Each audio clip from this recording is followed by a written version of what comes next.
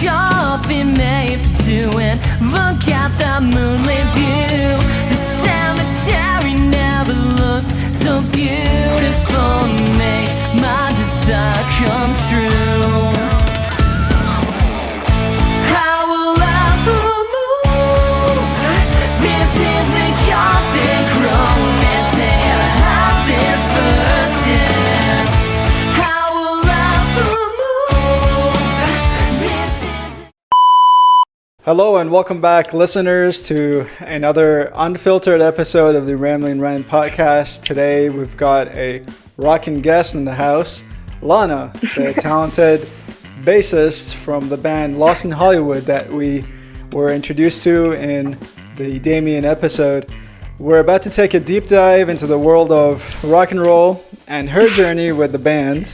Lana, great to have you on the show. Thank you for having me. I'm really excited to be here.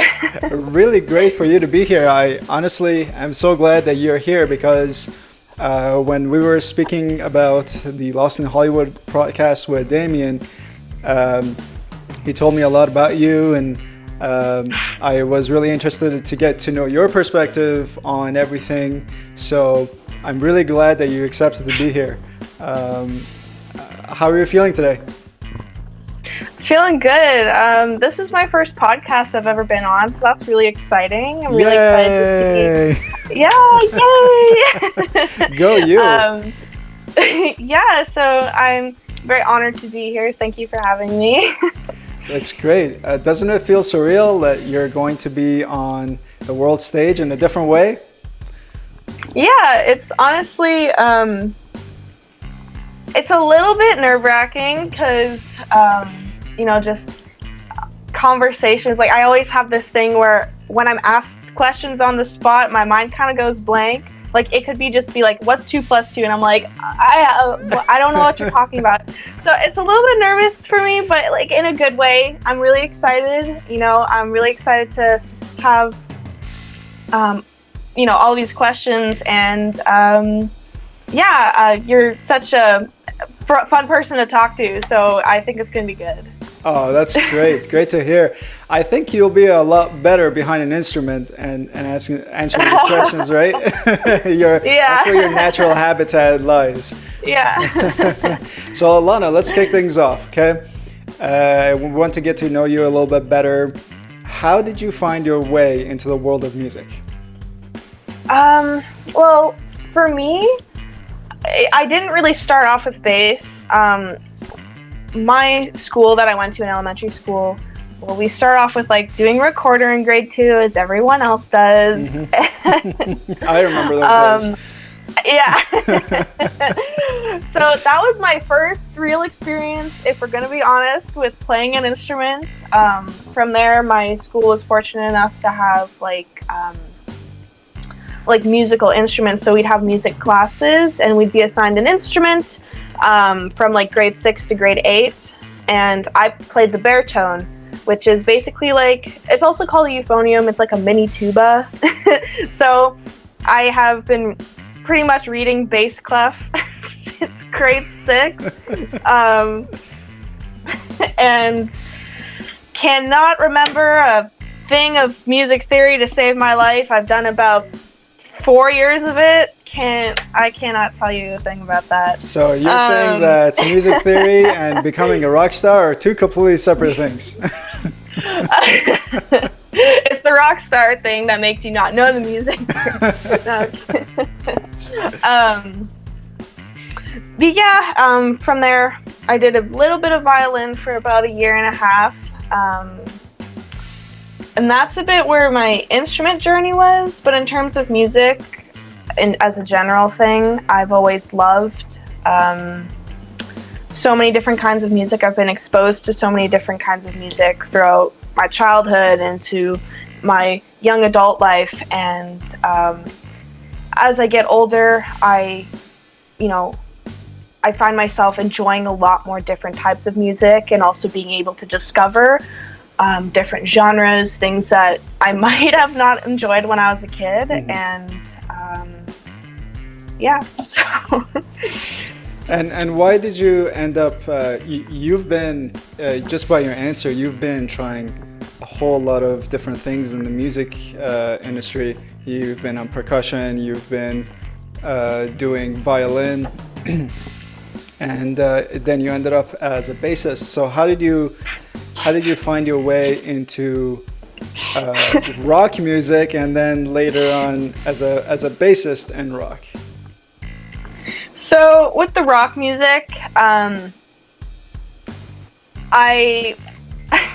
have this. Well, my dad showed me some stuff when I was a kid, as I'm sure so many of our father figures have.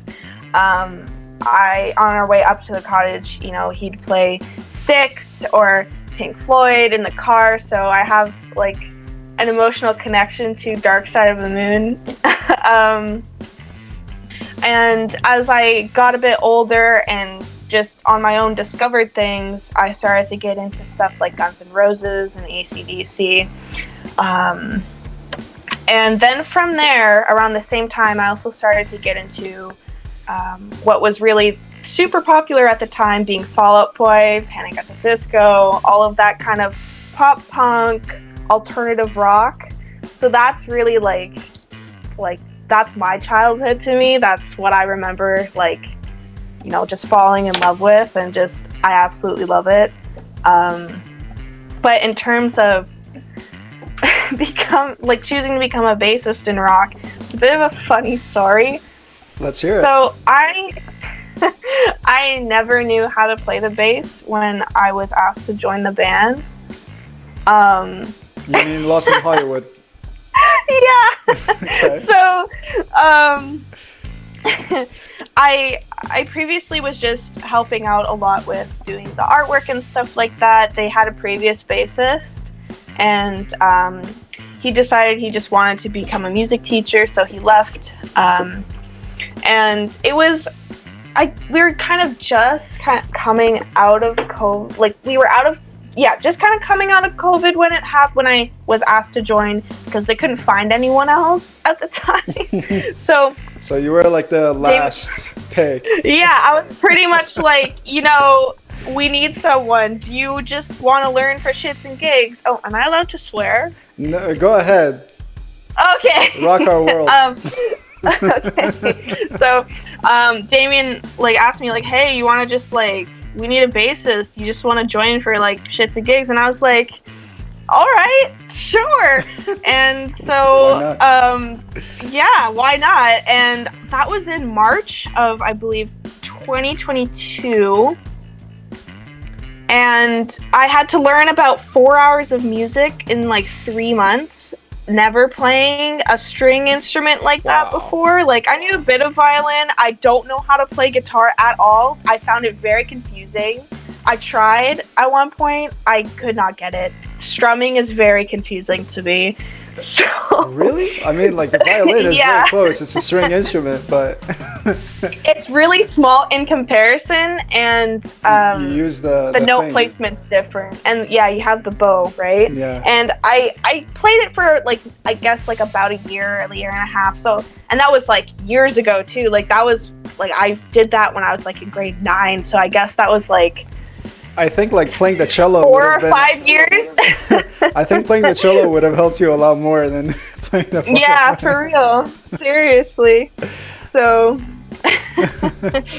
yeah, so I was just, the opportunity was kind of just thrust upon me, and now I'm still kind of here.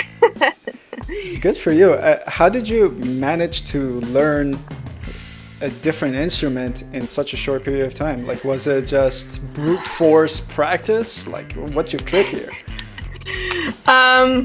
YouTube tab play along tutorials. I see. That is the trick. I see. So I found the song that I needed to learn, because I can watch the person play at the same time as reading the tabs, so I can kind of learn and understand how they'd move their hand, along with learning the notes and stuff like that. It was a bit of a struggle at first, because I'd be like, I can't play this. Why are they making me do this? God, this is so hard. But now that I look back on it, I'm like, that was easy. I don't know what I was complaining about. Really? Interesting. I thought you were going to be like, I regret every moment of it. Oh, there's a lot of like stress crying involved, not gonna lie. Ooh, okay. But I guess in a way, like, you know, being in situations like that where you just like have that deadline, it really gives you that motivation to kind of like just go full head on with it. And I'm the kind of person, like, I have to do it perfectly. And if I don't do it right to a T, then it's wrong. Like, and I actually have social anxiety. So the fact that I got up on a stage not knowing how to play an instrument very well for the first time. You did a couple of things all at once, Lana. Like, you just conquered 10 things at once. Let me tell you that. I know. I fear nothing at this point. That's interesting to hear, like how you decided to push forward to an instrument that you didn't know, learn the songs in that period of time, overcome your anxiety, stand up in front of a stage ready to be not only like seen, heard, but also judged, you know, like musically judged. Exactly. So, you know, like, kudos to you, honestly.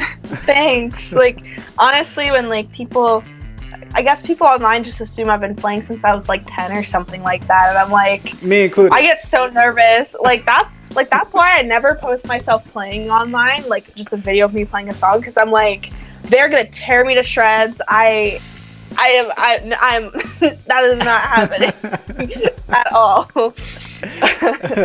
Maybe I know the songs I know, and honestly, just fake it till you make it. Exactly, you know, like if I play what I need to play and I play it well, I don't need to know anything else right now. That's fine. So do you think that right now, like, if you were given the opportunity to improve your bass skills, you would, if for example, like the band would come and say, Lana, you've got like 10 months to go from whatever you are to friggin' Slash level, but Slash plays guitar, so whatever the equivalent of Slash is with bass.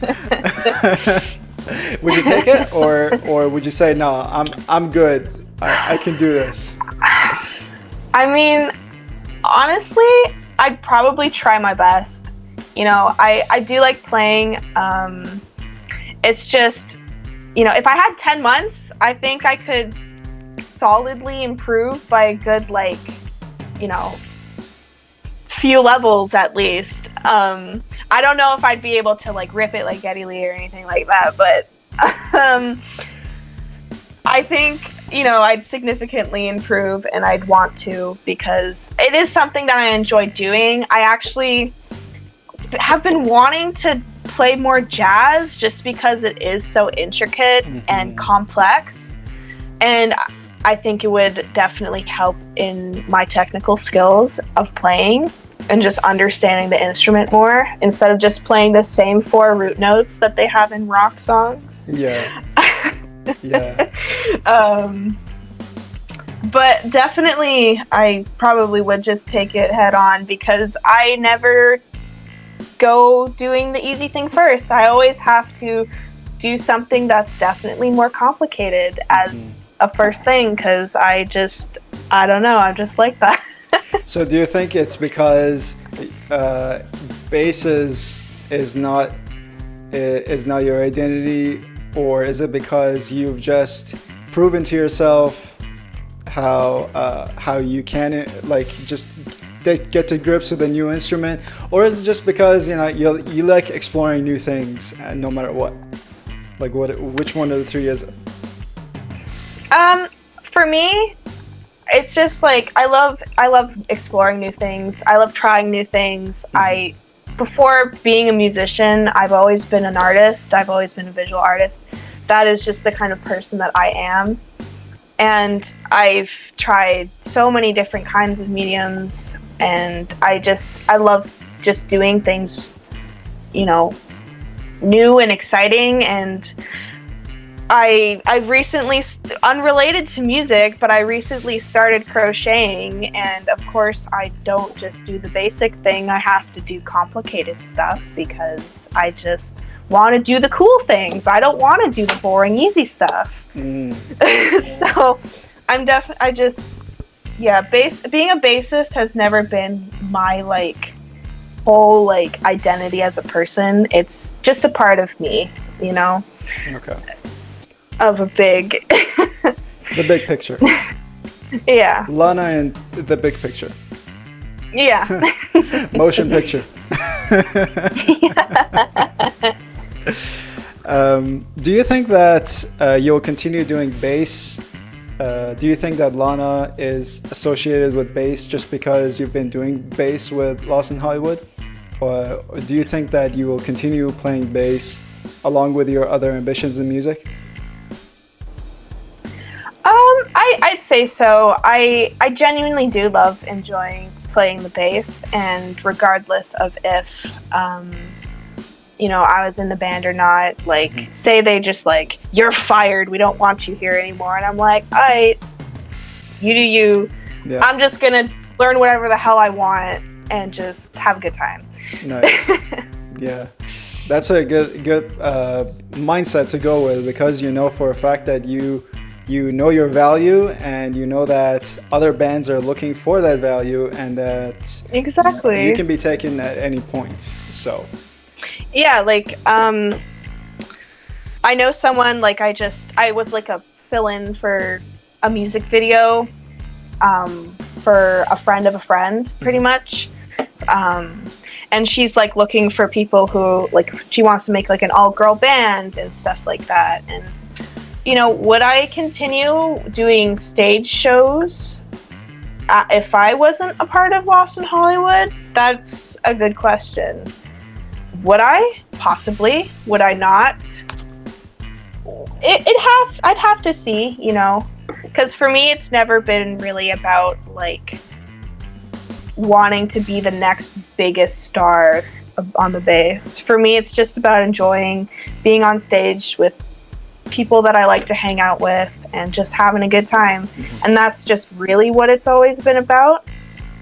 So if I wasn't in Lost in Hollywood, someone that I'm good friends with are like, hey, you want to go do some music on stage? I'd be like, yeah, sure. I see. So it's kind of like the Motley Crue band. They like their music, but they also like hanging out together. And that's why after all these hardships, they try to keep each other as a unit after all this hardship with alcoholism and drugs. Yeah, of course. Unless you're just like a session musician, someone who's just like basically just being paid to play on stage, I think it's really important when you're in a band to you also have to be friends, and you also have to want to help each other out and really like encourage the best out of everyone. Yeah, I agree. And speaking of the band as a unit, from the previous episode with Damien, I heard a lot about you, about your role in Lost in Hollywood. Could you share a bit about the band's journey and what it's like to be part of this musical adventure? So the band started, well, I was there, I was involved since it was originally Damien's solo project during like quarantine era of COVID. So I guess 2020. And so I've really seen like the progression of it from being a solo project to him wanting to find people online to just kind of, well, not like online in the area to, because he missed being in a band. And I've seen members come, I've seen members go, I've seen several lineup changes, and the development of the style of music that's played. And definitely you can see, because throughout this entire time I was the person doing all the artwork for it, so you can see kind of the progression of my art style as I also get older and have more practice. You can see the change in So you're the one that drew How the styled tongue? it up. Yeah, that's No actually my way. mouth. That's my mouth. No way. Yeah. That's unbelievable. What? Yeah.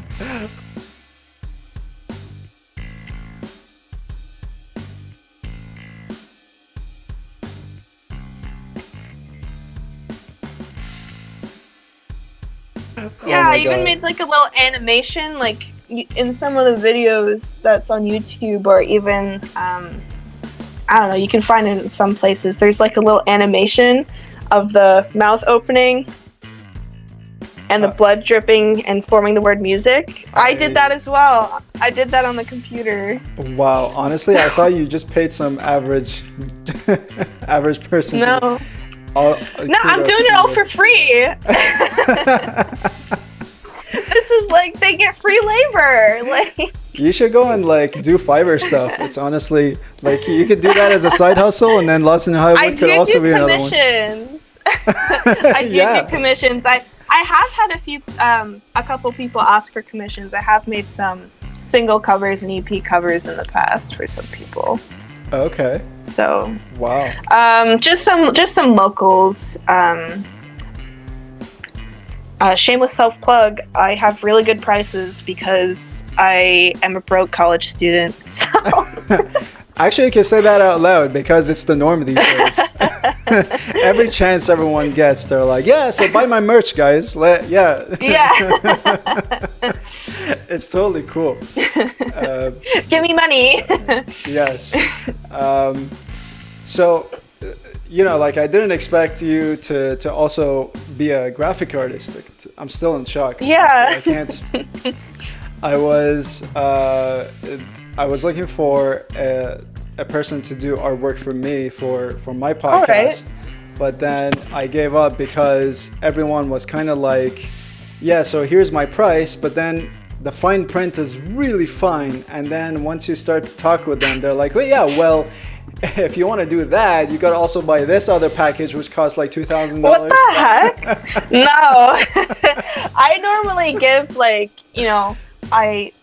for me, my process, I'm also a photographer. I do concert photography and candid. That is also something I do. I used to, before I was in the band, I did all the photography for them. Anyways, so about the art, I normally just do like I have a conversation with the person. I kind of figure out exactly what they're looking for, and from there I kind of gauge like a flat fee. If it does take me longer than I intended, because I normally have it might take me a couple, if it's 2 to 3 hours, this is the price for it. If I do go over, depending how many changes, if you want me to completely scrap it and start fresh after that time period, I'm going to charge more, but it's normally, for me, it's just a flat fee. So let me get this straight. You do bass, you do graphic design, and you do photography. Yes. What don't you do?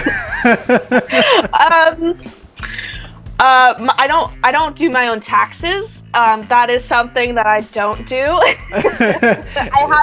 have someone else does that for me. Phew. I thought you're gonna say you did that too. Yeah. That's insane. If you do photography, then who's on the bass? Is it the cardboard version of Lana on there? Yeah, they just play a track and it's like a hologram. No, I don't really do photos for the band anymore because I am preoccupied. Obviously, a bassist can't do photography at the same time. No, I have the camera in one hand and then playing with the other one, Yeah, that's sick. I was thinking, what would be cool?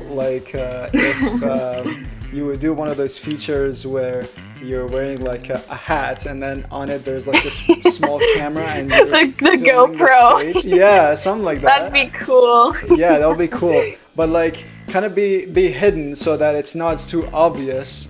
And then kind of a stage view of everything playing, you know what I mean? Yeah, that'd be really cool. That would be really cool indeed.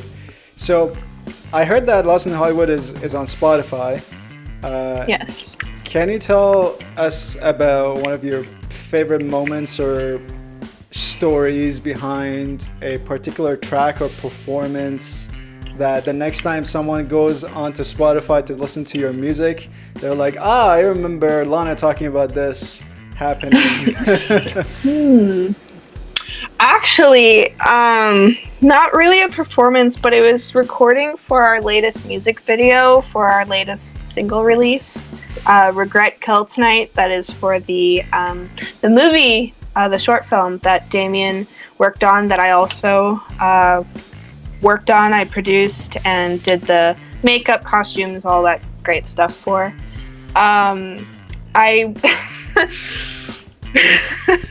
So this location we were filming at, it was very like uneven ground, and I didn't know that, and my shoes were like these 6-inch like heeled boots, and I'm like, well, I can't wear those because I'm gonna roll over my ankle. Yeah.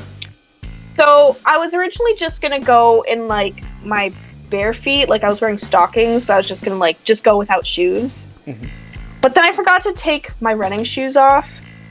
And then so halfway through, like through half of the video, I don't know if they cropped it out, but I was wearing my like bright white Adidas Superstars, dressed in like black velvet with all of my jewelry that I wear on stage. So it looked a little silly. However, I was like, oh shit, I forgot to take these off. So I kind of like walked away from where the camera was pointed at the time, and I like flung my shoes off.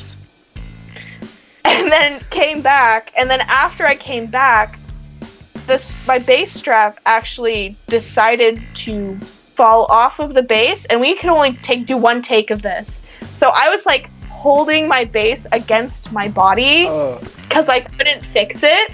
And I was like holding it really high up, so it looked kind of stupid, but I made it work. It looked pretty cool in the end, I guess. I hope. I think you built muscle during the process as well. Yeah. My forearms are so strong from that. Yeah. So that's a pretty God. funny, fond memory that I have. All of that happened for one music. In one take. We only had one take, and that all happened in the course of probably 30 seconds. Jesus, you're like the master of improv at this point. Yeah. The show must go on. Next stage, Hollywood, just straight off. Yeah, for real. Hey, that's cool to hear. I don't think I've. Is it on YouTube? Is it on your YouTube channel? It is not on YouTube yet. I think it will be released very, very soon. Okay. I will ask Damien about that, actually. I think it should be out now. I don't know. It's finished. I've seen it. Although I'm not sure when he's uploading it. We will have to see. The single is out, though.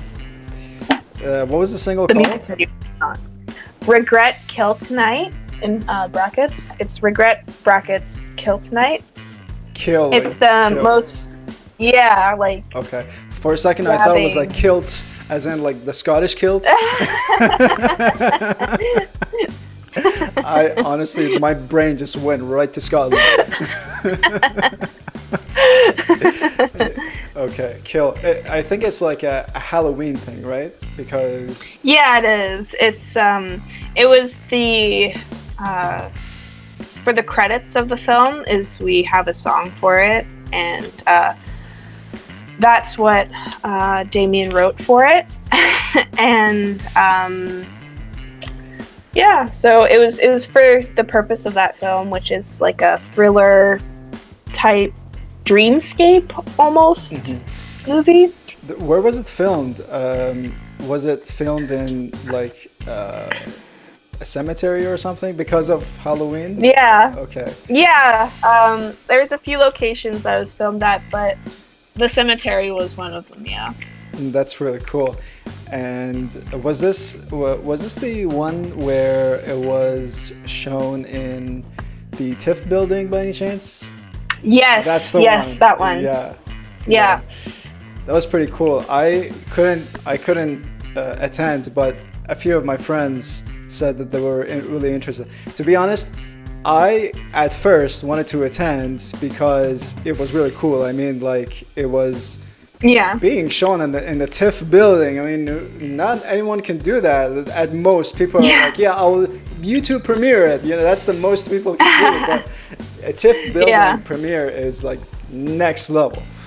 So I actually, like half of the reason why I couldn't attend was because I saw the behind the scenes, and it was in the cemetery. And I was like, okay, this is gonna be a horror movie, and I don't want to be scared. Like, I have a faint of heart, so I steer clear of anything that is remotely scary. So, but the actual reason was because I had to attend a birthday party in Burlington, so. Okay. Even if I could handle scary movies, I just Of course. I was in another place in the time and space dimension. Yeah. Yeah. So, okay. So let's get back to you. As a bassist, you, in my opinion, you drive the rhythm of the band. Yes. Okay. So you have that power in your hands. Sometimes in your forearms, in that case. So, how does, in your opinion, in your own words, how does your role contribute to the unique sound and style of Lost in Hollywood? In terms of unique sounds, we all kind of have our own preferences and influences when it comes to how we end up playing, and our main inspirations when it comes to being an artist, as you would with pretty much anything. I love one of my all-time favorite artists that I actually saw this year. I was so excited. I love Hozier. I think his music is beautiful, and he has his music's very emotional. He has lots of emotion and feeling in all of his music, and I love incorporating that into my playing with dynamics. If we have I played on 1,000 Candles, and I really wanted to give it that soft, almost I don't want to say feminine, but a little bit of a soft feminine touch of, just love and emotion in it that just kind of really brought that love song. I love making pieces feel alive through conveying that kind of emotion through my playing style. If it's fun and energetic, I go all for it. It drives you. Yeah. And how did that shape the way Lost in Hollywood sounds like today? Well, I'd say that it definitely, you can tell because there's a few tracks that Damien plays on that I don't play on because, I might be working, because when I'm not at school, I'm working full time. And, I might be occupied with other projects, and I might not always get the chance to learn every single song that we record. Since he writes all of them, he might sometimes play on it. You can definitely hear a bit of a difference in the playing style for sure. So I'd like to think that what I really bring to the table is just adding a bit more of a variety and perspective as someone who enjoys maybe different types of music than my other bandmates. And I think that really brings a sort of variety and, interest to the band in a way that, more people could possibly enjoy it. It's not just every single person in the band is a cookie cutter copy paste, of each other. They all play the same way. They all, think the same way. When I might be helping Damien write songs, I might suggest to put something here that he might not think of, because the way that I approach music might be different than he does. Right. I think I bring, definitely like different perspective and, other stuff to the table. Yeah, exactly. It's music is like a collaborative art. So if you take out one piece of the band, the rest might fall apart. It's like a chain. Yeah. So you mentioned that you talk about a certain thing that another band member might not have heard of, and your band plays on it, and it will make it into part of the sound for that will collectively be called or known as the sound of Lost in Hollywood, and then that is like the signature that everyone refers to. How do the other band members work together to create the signature sound of Lost in Hollywood? Can you tell us? Well, Chris, our drummer, he's very meticulous with his playing. You can always count on Chris to be on time. He's very specific in that way. And I think as someone who is as a bassist, bassists and drummers, they are kind of lumped into the same category. So being able to just rely on him to know that he is always playing, pretty much exactly what he needs to be doing, always keeping us in time.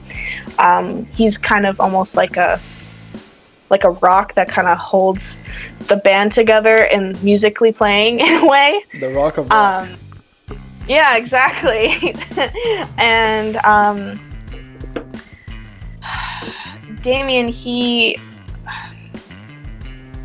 very talented, especially with guitar, and he always brings like so much energy into the band and so much enthusiasm that just kind of we feed off of, and just really gives us more life to our playing. And definitely when we play live, just because he enjoys it so much and loves being on stage, it's definitely like, it really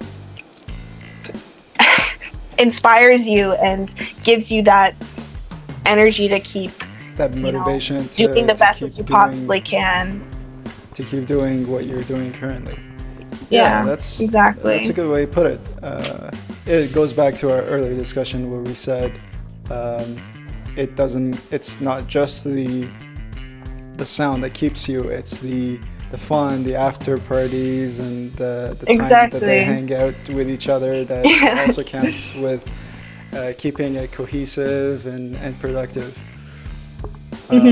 So speaking of this after party or this group cohesion, could you share like some behind the scenes moments or stories from your life as a rock musician that your fans might find fascinating? Ooh, In terms of, it's definitely like lots of late nights and early mornings when it comes to gigging and playing, especially when you're, traveling to another city and you might be playing second last or whatever. You play at like 11:30 and you're out of there by maybe like 1:30, 2 in the morning, and home by 3. It's definitely lots of that. And we always actually, there's this one time that I think we were going to Oshawa, and Damien and I were in the car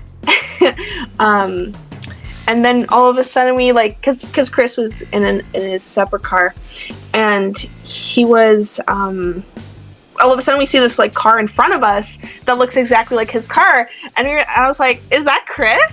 And then you just like kind of see like through the window like his drums just kind of stacked up in the trunk.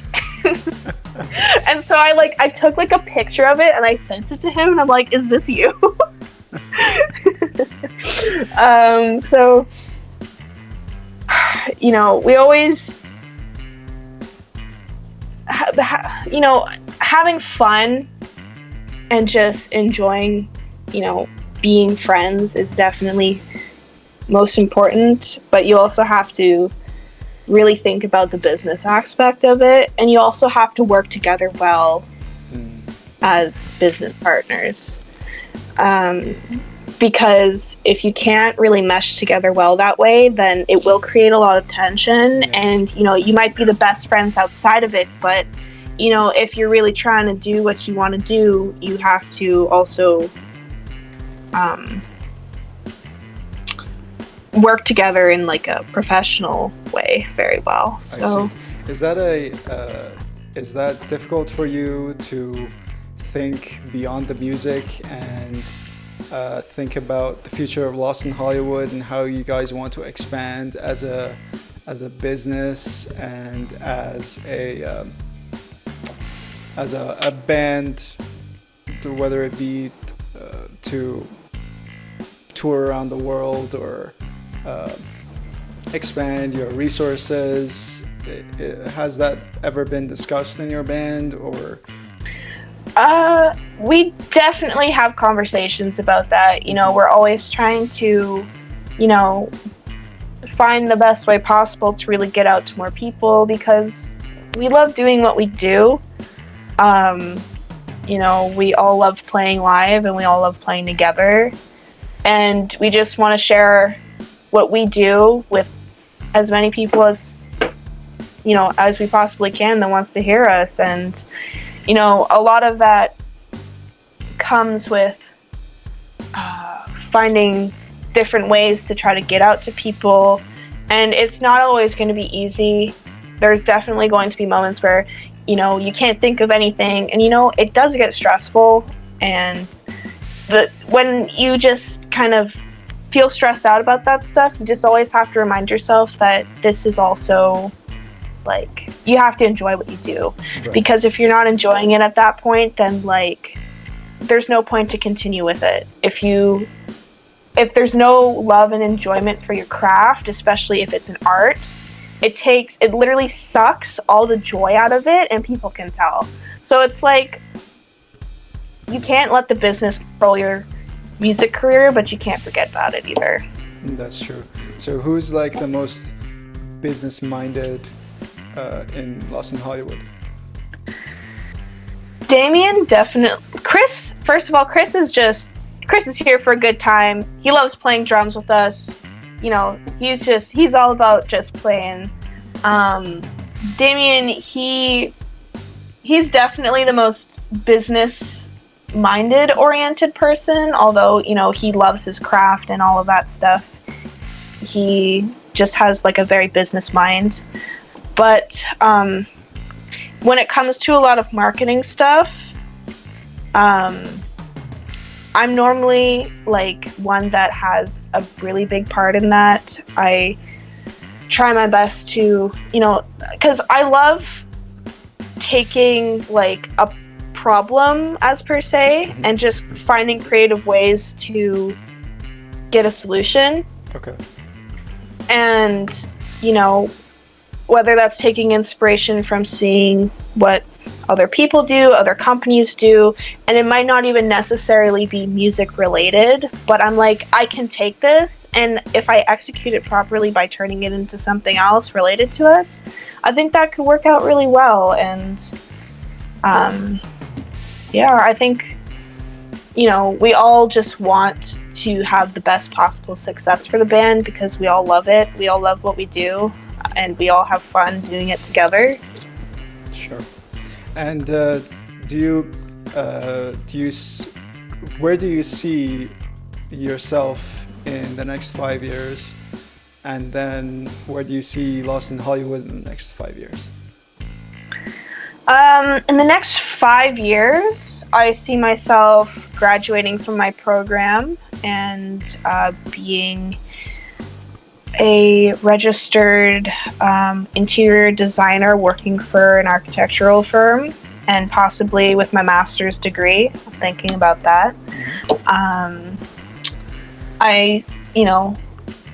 hope to have success in my personal my personal career, and in the next 5 years with Lost in Hollywood, I could totally see us, possibly touring the US, maybe even bits of Europe. I think that'd be amazing. We have so many fans out in the States and out in the UK that we'd love to get to, and could definitely see us, hopefully opening for some bands maybe like Palais Royale or even Ghost. Ghost is a really big influence for us, especially right now with, although I'm not sure if I'm supposed to say, we do have some music in the works, and Ghost is definitely a big influence for us as we develop more of our style of sound and really just kind of figure out what Lost in Hollywood is. And I think we are definitely narrowing that down. So, very well put. Yeah, that's amazing. Kudos to you for wanting to pursue academic studies and go all the way to your master's. That's smart woman there. And especially because you said you've got into so many stuff and so far, put that one right up there. Why not? Yeah. And also with the new music upcoming, I'm pretty sure fans are gonna love that bit of information. Anything that they can get their hands on in the meantime. Yeah.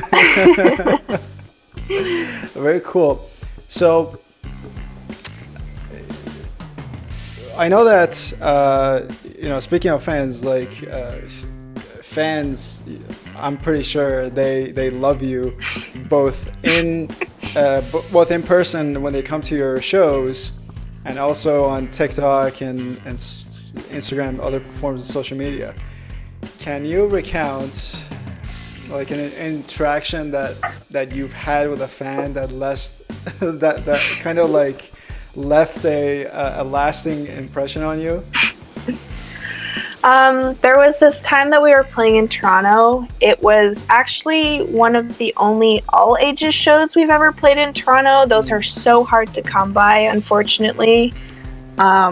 We really want to play more all ages shows, because most of our fans are around 16 years old and they just can't really come out to the 19 plus shows. Yeah. Which is so frustrating, because we want to give them everything, but we can't, and it's like, oh my god. Unfortunate. But I know. But it was at one of our only all ages shows in Toronto, and this kid came out to our show, and they were just so excited, and they just couldn't contain it, and it warmed my heart so much. They were literally tearing up, and I just was like, oh, it's okay, do you want a hug? And they were just so excited. They were like, oh my god, yes, yes. And they were like, can I have a picture? And I'm like, of course you can. It was so heartwarming just to see, how impactful our music can be for people, and how much they really love what we do as much as we do. Mm-hmm. And I think it's such a beautiful thing, being able to share your art with people that love it just as much as you. And I really hope that, we're able to really give that, same feeling to as many people as we possibly can. Just the love of what we do. Let me tell you something interesting. I don't know if you've probably heard this, but have you heard of our brain's limbic system? Probably not. Probably. Probably or probably I did not. I did take a psychology class in high school, so it's possible I might have just forgotten. Okay, this is going to be a reminder then. So this is something that I found really, really intriguing. There are two senses that are connected to our limbic system. That limbic system is part of our memory system. Whenever we smell and whenever we hear, it triggers the memory, right? The memory, yeah. And I think you know where this is going. I used to I used to listen to the radio a lot, and every now and then there would be a music that will come on, and it's one of those music that you haven't heard in a while. And when it came on, like the first 2 seconds of the song, and I'm already back in the memory. Like I'm thinking, wow, I'm in like second grade and I have a crush on this girl and yada yada. But then that was the power of that music, because it triggered my memory. So I'm pretty sure that you know, when you have fans like this that grow up with your music, Lost in Hollywood can at some point get a different direction, or you know, whatever. And then but those people, they grew up with that music, and they'll always remember Lost in Hollywood having a mark in their lives. You know what I mean? So it's really powerful stuff, and I want you guys to keep that in your mind when you're making songs and you're creating this this personality with the music that you have, that you're building. You're part of someone's memory for years to come. You know, that's powerful stuff.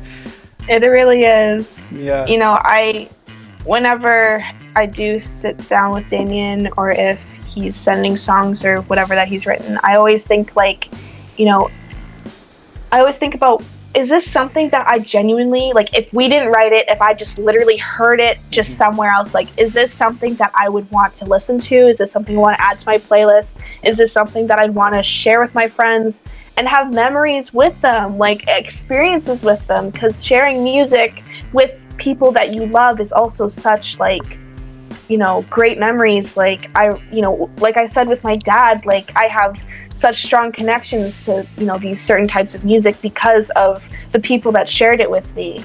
Yeah. And if these people, like, if, you know, people that hear songs and they show it to other people, like, I'd want them to kind of have that same memory that I do with my dad when he showed, you know, me this music. And I just want them to just, you know, have the best possible time they can with it.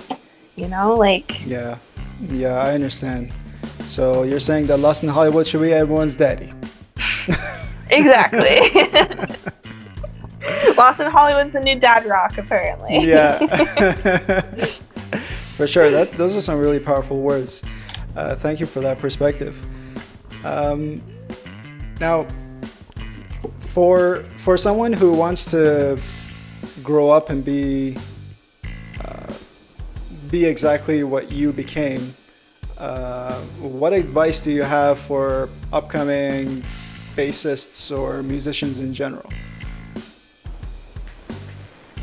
I'd definitely say that, you know, you should definitely practice. Practice is so important, but you should also practice, you know, different genres, because those different genres really help you grow as not only an artist, but as a person and as a bass player.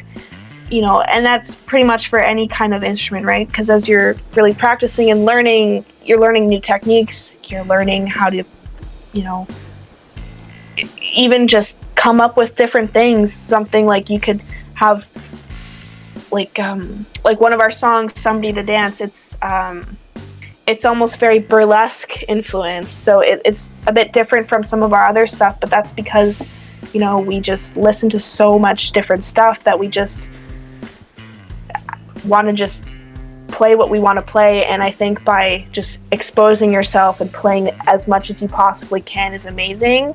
You know, also, YouTube is one of your greatest sources. If you cannot afford to go see a teacher, or you are not in a position to be, you know, having a set day once a week or whatever to go learn from someone, YouTube is one of your greatest assets. There's so many different people that post theory, how to play these certain song videos online.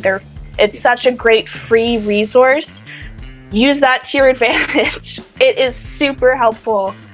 And also, you know, don't be discouraged because something that is very apparent, especially when learning an instrument, and if you post about it online or something like that, there are so many people, like even if you're playing for 10 years, if you are slightly off or if they have a very strong different opinion, they will be jerks. Do not listen to them. Continue to play and practice, because if you let that bother you, it will suck all the enjoyment out of it. True.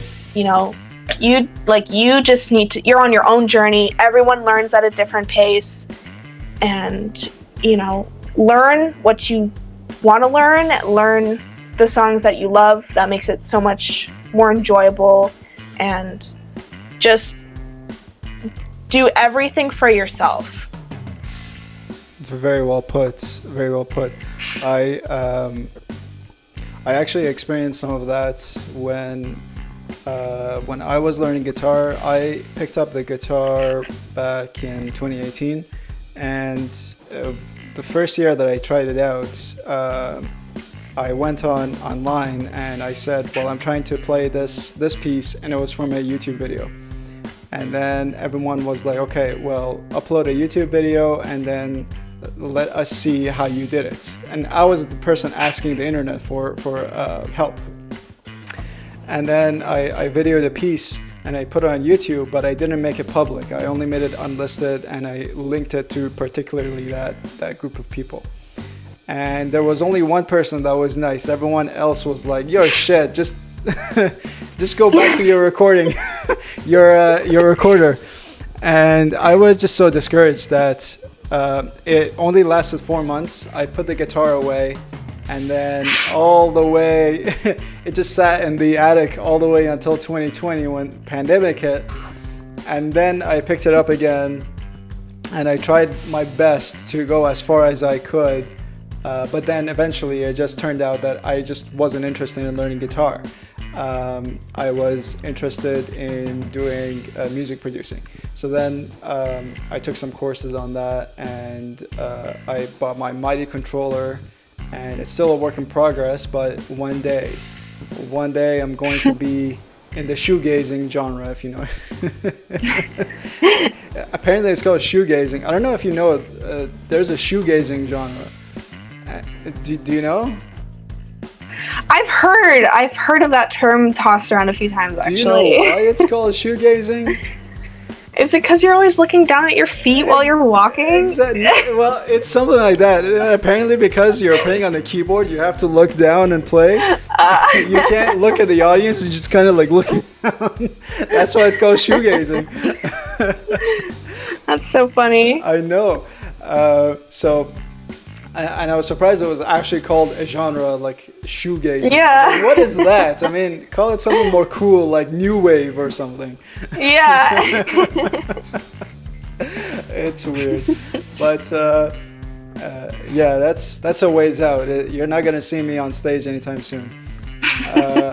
After that incident, I don't think I'm going to be having the guts to go in front of the world to be judged. You know what I mean? Yeah. So, Lana, you've shared some really great stories about your upcoming as a bassist, as a musician, outside of LST in Hollywood, and then afterwards, you've shared some interesting perspectives. As we come to a conclusion with our episode today, I wanted to ask you, if you can, is there any unique perspective that you've learned in your journey that is unique to yourself that you would like to share with the audience? It could be stuff that we've talked about, it could be a new thing, anything really. Well, with my unique perspective with everything that I've done and with the band, I definitely think that personal growth is definitely a big one. I've grown a lot, and I think that comes with definitely different experiences in life for sure. I was kind of forced to come out of my shell, I guess, a bit earlier than I thought I would. I went from not even being able to pay at a cash register to playing in front of hundreds of people at Yonge and Dundas Square. You know, Wow. It's definitely something that it builds confidence in yourself, but it also, you know, really... I'm also still not a social person, like, at all. I would rather not go to a party with a lot of people. I'd rather stay at home, maybe watch a movie. If I want to go out, it'll be with, like, 3 or 4 friends. Like, that's still who I am. That's not going to change at all, even though I've, you know, my entire perspective of life, almost in a way, has changed through having basically my entire life flipped upside down. I'm used to just staying in the back, you know, doing behind the scenes stuff for things. I'm, you know, the supporting role. I was never one of the main act, if that makes sense. And I was fine with that, but I love doing what I do. I think it's so fun. You know, so much of my mentality on life and just the way I choose now to experience life has definitely changed. And I think it's changed for the better. Yeah, so, you know, live your life, because you only got one of them, but you can't be too reckless about it because you also only have one of them. Good, interesting perspective.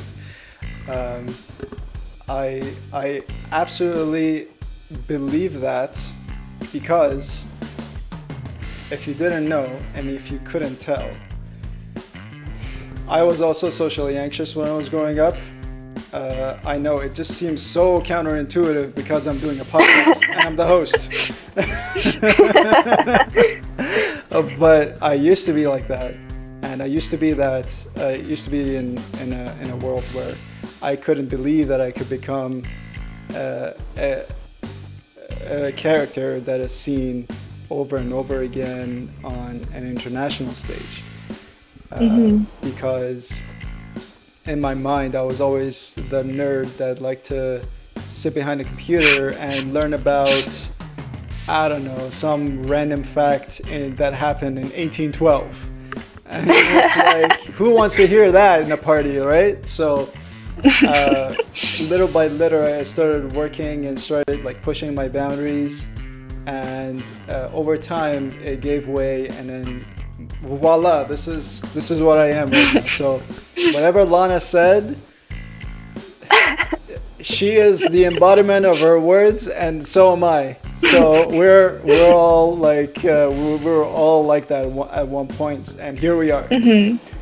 Yeah. It doesn't seem that scary now, does it?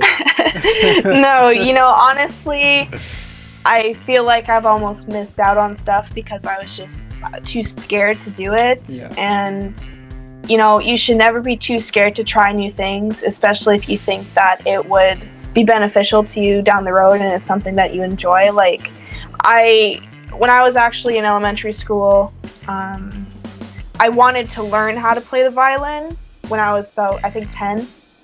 But in my mind, I had it so set that, like, you know, I'm too old to start learning, like, you know, like there's gonna be like there's other kids that literally start when they're like 6 years old. Like, I'm too old to start. Like, that's I'm, you know, even if I was by myself with the teacher, like, in my mind, I was just too scared to do any of that. And that is something that I actually regret. You know, I feel like if I did start a lot earlier with something that I genuinely would have enjoyed, it probably would have changed me as a person.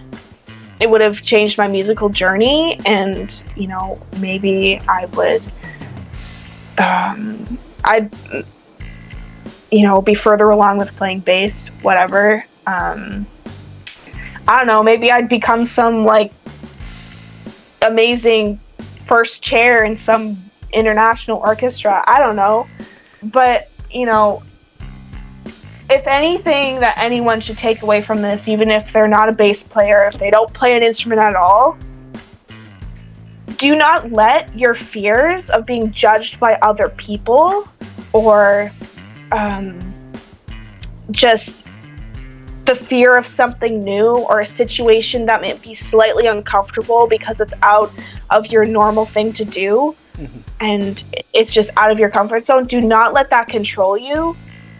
If it's something you want to do, go do it. If you will probably regret it later when you're older. Life is too short to not try those things. And if you decide you don't like it after you try it, that's fine, but you have to try it. If you genuinely, really can't do it, you really, really can't, that's fine. You do you. I'm not going to force you to do anything, but just, heed my words. You will probably regret it if it's something that you really want to do and you're too scared to do it. Just go for it. No. And if people judge you, just ignore them. They're garbage humans for that anyways. Yeah, true words. So if you were to go back in time to your former self and say, hey, listen, I'm this, would your former self have said, okay, who's so fooling me here? Damien. Yeah, no, it's seriously, I don't think that, when we're kids, we always dream of being someone who's larger than life. That's just kind of a given.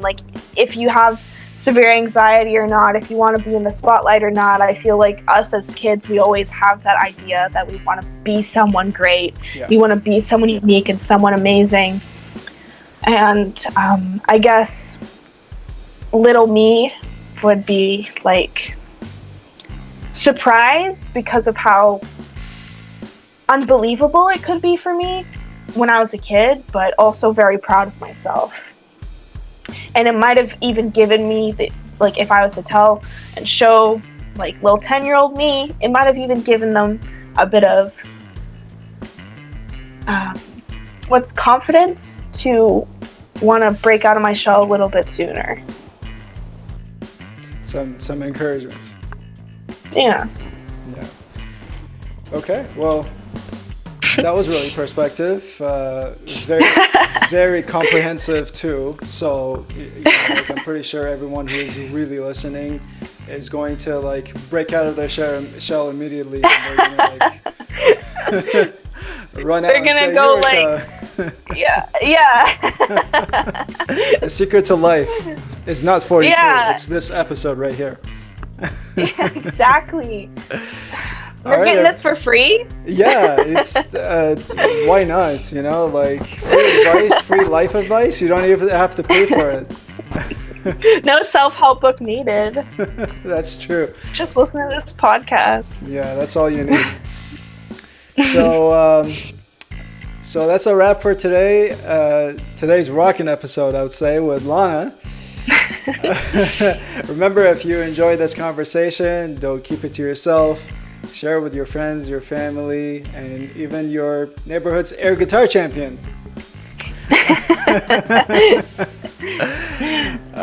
That has been Lana. Thank you, Lana, for being on this podcast. Thank you so much for having me. I had a great time. It was really, really fun. Good. All right, guys. I'll catch you in the next episode.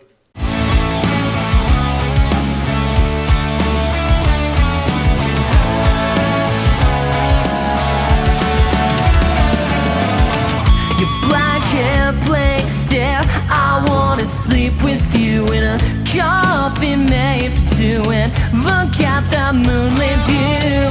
The cemetery never looked so beautiful.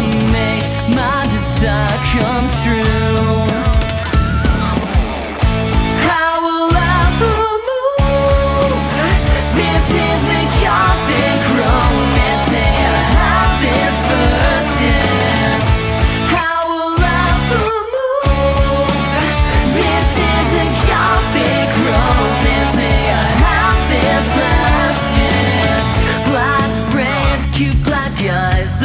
You hypnotize me every night. Living to your detriment. Friends are so irrelevant. Singing, shut up and drive. Just drive. I will ever move. This is a gothic romance. May I have this first dance?